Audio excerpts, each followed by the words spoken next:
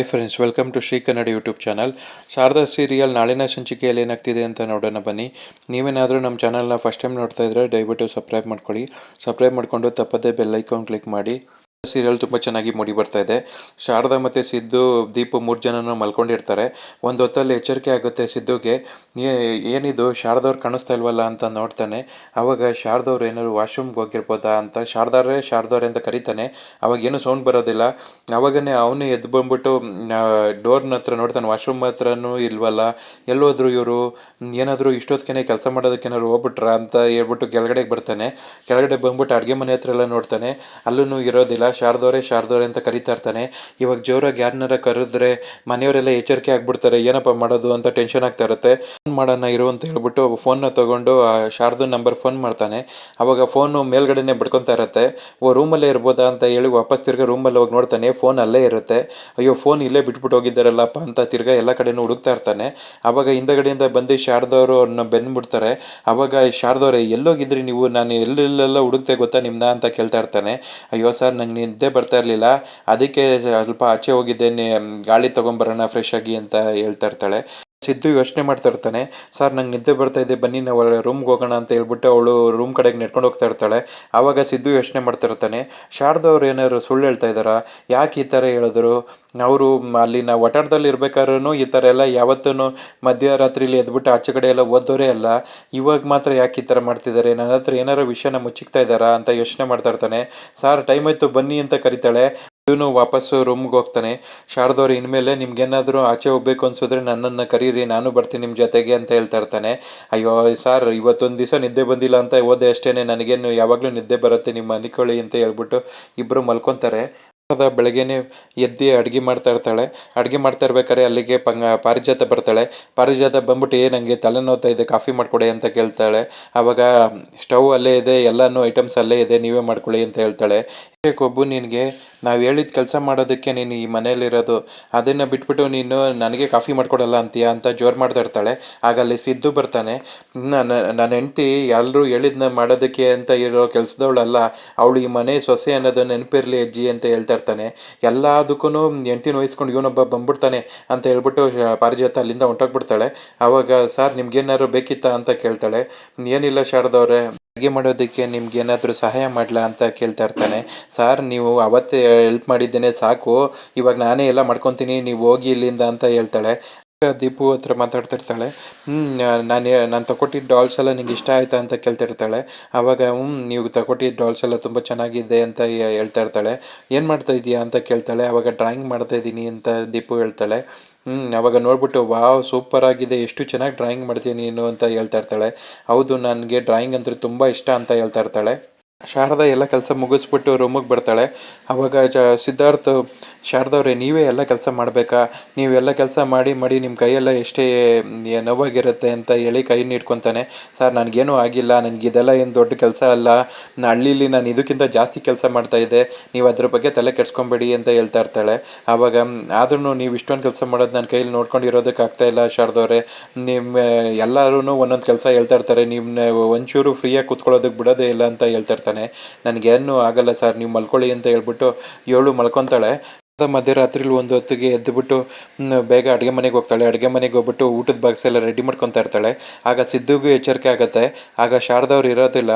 ಆಗ ನೋಡ್ಬಿಟ್ಟು, ಇವತ್ತು ಏನಾರ ಆಗಲಿ ಶಾರದವ್ರು ಎಲ್ಲೋ ಹೋಗ್ತಾರೆ ಅಂತ ನಾನು ತಿಳ್ಕೊಂಡೆ ಸುಮ್ಮನೆ ಇರೋದಿಲ್ಲ ಅಂತ ಬಂದು ನೋಡ್ತಾ ಇರ್ತಾನೆ. ಆವಾಗ ಶಾರದಾ ಬಾಕ್ಸ್ನ ತೊಗೊಂಡು ಮನೆಯಿಂದ ಆಚೆ ಹೋಗ್ತಾ ಇರ್ತಾಳೆ. ಆಗ ಸಿದ್ದು ಅವಳನ್ನೇ ಫಾಲೋ ಮಾಡ್ಕೊಂಬರ್ತಾನೆ. ಆಗ ಶಾರದಾ ಹಿಂದೆ ತಿರುಗಿ ನೋಡ್ತಾ ಇರ್ತಾಳೆ, ಯಾರು ಫಾಲೋ ಮಾಡ್ತಾ ಇದ್ದಾರಾ ಅಂತ. ಆವಾಗ ಯಾರು ಕಾಣಿಸೋದಿಲ್ಲ, ಹೂಚ್ಕೊತಾನೆ ಸಿದ್ದು. ಅವಳನ್ನ ಹಂಗೆ ಫಾಲೋ ಮಾಡ್ಕೊಂಡು ಹೋಗ್ತಾನೆ. ಫಾಲೋ ಮಾಡ್ಕೊಂಡು ಹೋಗ್ತಾ ಒಂದು ಪಾಳ್ ಮನೆಗೆ ಹೋಗ್ತಾರೆ. ಅವ್ರು ಯಾಕೆ ಈ ಮನೆ ಕಡೆಗೆ ಹೋಗ್ತಿದ್ದಾರೆ, ಅಲ್ಲಿ ಯಾರಿದ್ದಾರೆ ಅಂತ ಸಿದ್ದು ಯೋಚನೆ ಮಾಡ್ತಾ ಇರ್ತಾನೆ.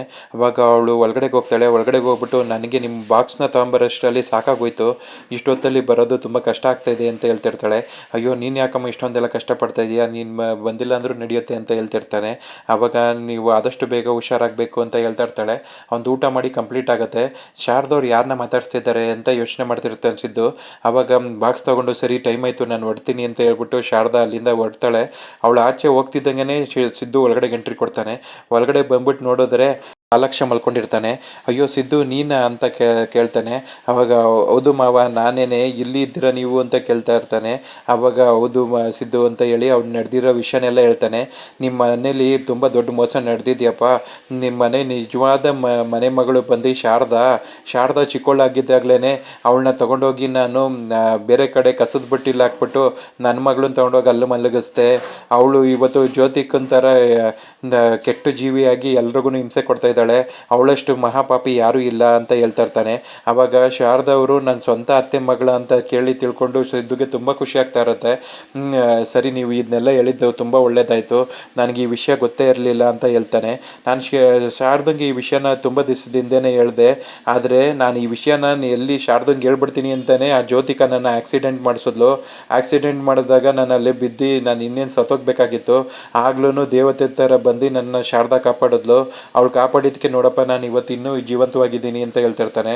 ಶಾರದಾ ಅವ್ರ ಮನಸ್ಸು ತುಂಬ ಒಳ್ಳೆಯದು, ಅವ್ರು ಯಾವಾಗಲೂ ಹಿಂಗೆ ಒಳ್ಳೆ ಕೆಲಸಗಳನ್ನ ಮಾಡ್ತಾರೆ. ಈಗ ತುಂಬ ಟೈಮ್ ಆಗಿದೆ, ನಾನು ಹೊಡ್ತೀನಿ, ನಾನು ಇನ್ನೊಂದ್ಸತಿ ಬಂದು ನಿಮ್ಮನ್ನ ಮೀಟ್ ಮಾಡ್ತೀನಿ ಮಾವ ಅಂತ ಹೇಳ್ಬಿಟ್ಟು ಸಿದ್ದು ಅಲ್ಲಿಂದ ಹೊಡ್ತಾನೆ. ಸಿದ್ದುಗೆ ಶಾರದಾ ಮೇಲೆ ತುಂಬ ಪ್ರೀತಿ ಇದೆ, ಆದರೆ ಶಾರದಾ ಯಾಕೆ ಸಿದ್ದುಗೆ ಇನ್ನೂ ವಿಷಯನ ಹೇಳಿಲ್ವಾ ಅಂತ ಯೋಚನೆ ಮಾಡ್ತಾ ಇರ್ತಾನೆ ಬಾಲಕ್ಷ. ಮನೆಗೆ ಬರ್ತಿದ್ದಾಗೇನೆ ಸಿದ್ದುನು ಮನೆಗೆ ಬರ್ತಾನೆ. ಆವಾಗ ಸಾರ್ ಎಲ್ಲೋಗಿದ್ರಿ ನೀವು ಅಂತ ಕೇಳ್ತಾಳೆ. ನೀವು ಎಲ್ಲೋಗಿದ್ರು ನಾನು ಅಲ್ಲಿಗೆ ಹೋಗಿದ್ದೆ, ನನಗೆಲ್ಲ ವಿಷಯ ಗೊತ್ತಾಯಿತು, ನೀವೇ ನನ್ನ ನಿಜವಾದ ಅತ್ತೆ ಮಗಳು ಅಂತಲೂ ನನಗೆ ಗೊತ್ತಾಯಿತು ಅಂತ ಹೇಳ್ತಿರ್ತಾನೆ. ಅವಾಗ ಸಾರ್ ನಿಮಗೆಲ್ಲ ವಿಷಯನೂ ಗೊತ್ತಾಗೋಯ್ತಾ ಅಂತ ಕೇಳ್ತಿರ್ತಾಳೆ. ಶಾರದವ್ರೆ ನಿಮ್ಮ ಬಾಯಲ್ಲೇ ನೀವು ವಿಷಯನ ಹೇಳಿದ್ದಿದ್ರೆ ಎಷ್ಟು ಚೆನ್ನಾಗಿರ್ತಿತ್ತು, ನಿಮ್ಗೆ ಈ ವಿಷಯ ಮುಂಚೆನೇ ಗೊತ್ತಾದರೂ ಯಾಕೆ ನನಗೆ ಹೇಳಿಲ್ಲ ಅಂತ ಕೇಳ್ತಾ ಇರ್ತಾನೆ. ಆವಾಗ ನಾನು ಯಾಕೆ ಹೇಳಿಲ್ಲ ಅಂದರೆ ನೀವು ಹೋಗ್ಬಿಟ್ಟು ಮನೆಯವ್ರಿಗೆಲ್ಲರಿಗೂ ವಿಷಯನ ಹೇಳ್ಬಿಡ್ತೀರಾ, ಆವಾಗ ಸುಮ್ಮನೆ ಸಮಸ್ಯೆ ಆಗುತ್ತೆ ಮನೇಲಿ.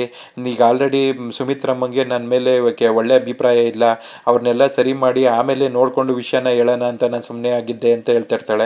ಆದರೂ ನೀವು ನನ್ನ ಅತ್ತೆ ಮಗಳು ಅಂತ ಕೇಳಿ ನಂಗೆ ತುಂಬ ಸಂತೋಷ ಆಯಿತು. ಇನ್ಮೇಲೆ ಈ ಜ್ಯೋತಿಕ ಬಂಡವಾಳನ ಆಚೆಗೆ ಹೇಳ್ದು ಅವಳು ಈ ಮನೆಗೆ ಏನಕ್ಕೆ ಬಂದಿದ್ದಾಳೆ ಅಂತ ಕಂಡುಹಿಡ್ದು ಅವಳನ್ನ ಫಸ್ಟು ಮನೆಯಿಂದ ಹೊರ್ಗಾಕ್ಬೇಕು, ಅವಳಿಂದ ಒಂದೂ ಒಳ್ಳೆ ಕೆಲಸ ಆಗಿಲ್ಲ ಅಂತ ಸಿದ್ದು ಹೇಳ್ತಾ ಇರ್ತಾನೆ.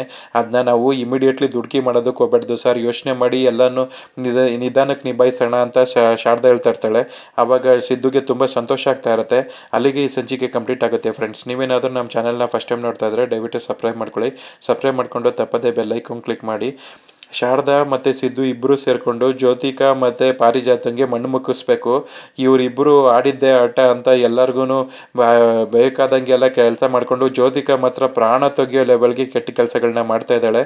ಇವಾಗ ಆ ದೀಪನ ಯೂಸ್ ಮಾಡಿಕೊಂಡು ಅವ್ರ ವಿರುದ್ಧನೇ ಎತ್ತು ಕಟ್ಟಿ ಅವರಿಬ್ಬರು ಸಂಬಂಧನ ಹಾಳು ಮಾಡಬೇಕು ಅಂತ ನೋಡ್ತಿದ್ದಾಳೆ.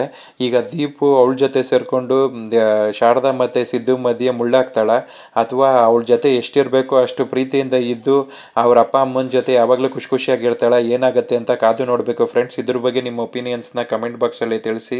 ಮುಂದಿನ ಸಂಚಿಕೆ ಒಂದಿಗೆ ಮತ್ತೆ ಭೇಟಿಯಾಗೋಣ ಫ್ರೆಂಡ್ಸ್. Thank you.